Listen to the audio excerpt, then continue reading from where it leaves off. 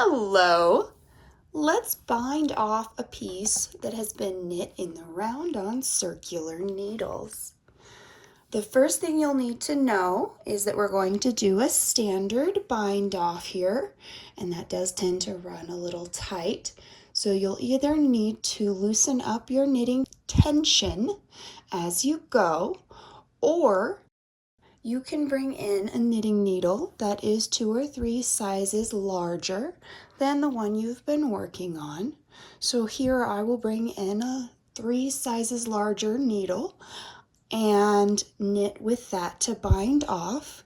I've got a double point needle here just because it clicks a little less as I work, but you can use another circular needle. You could even use a straight needle. You will just need one needle tip and the correct size. And then you can go ahead and get started. We've worked right up to the end of the row or round, and I can take off my stitch marker now and set that aside. I won't need that anymore. And we'll go ahead and start the bind off by knitting the first 2 stitches in the pattern. So here I have a knit purl pattern, so I will knit 1 and purl 1. And then we will start the bind off, which is going to be slipping the first stitch over the second.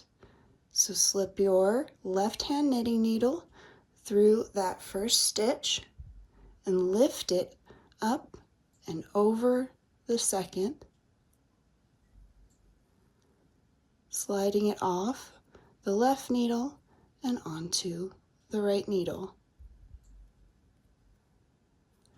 That will leave 1 here, so we'll make 1 more to have 2 stitches on the needle. The next stitch in my pattern is a knit, so I need to follow the pattern and knit 1, and then slip the other right over the top of it. And if you drop it, just grab it back on and keep going.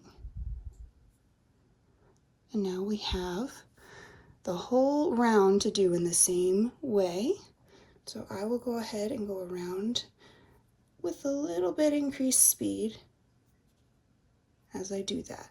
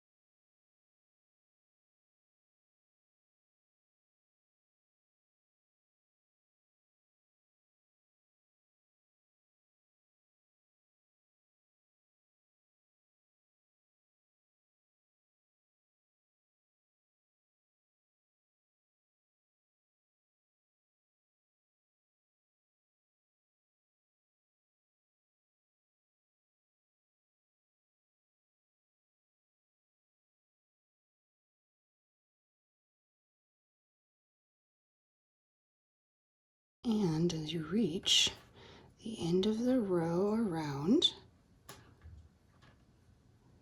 you will work the last stitch. It will come off the main needle.